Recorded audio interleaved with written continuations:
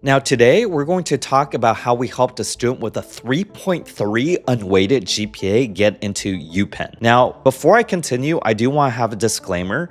I'm not saying we could get every student with a 3.3 into an Ivy League school either, but it has happened before in the past. And it's not just this student. We also helped another student with a 1430 on the SATs get into Yale. We had another student with a 3.6 GPA get into Columbia. And so if you ask me, how do we help students with lower GPAs or lower stats get into great schools? Without further ado, let's just jump right into it. So if you have a lower GPA, what this means is you really have to compensate for that through your extracurricular activities. And it's not just extracurricular activities, but we really have to emphasize your intellectual curiosity as well as your leadership. So if you're a student with a low GPA, the first thing I would want to see is your transcript. In other words, is there a certain pattern to that transcript? Did you get A's in, for example, human geography or biology, but you got B's and C's on everything else? Or did you have a huge passion for women and gender studies or astrophysics, but you just got really bad grades in all your other courses? First of all, is there a pattern to that transcript? So when we helped that student with a 3.3 GPA again to UPenn, this student was in love with archaeology and biology. So this student had A's in biology. He also took a summer course in archaeology, and that is what he lived and breathed. Certainly, he had B's in math. He had B's in English. I believe he even had a C in AP US history, but he was really focused on archaeology. In other words, woolly mammoths. So he actually volunteered at the California Academy of Sciences in San Francisco, and he loved everything about woolly mammoths and evolutionary biology. How did these animals evolve over time? And how did us humans as hunter-gatherers evolve with these animals through our genetics, through our anthropological history, and through Darwinism, through the survival of the fittest? And so he lived and breathed archaeology with regards to evolutionary biology at the California Academy of Sciences. And it was really evident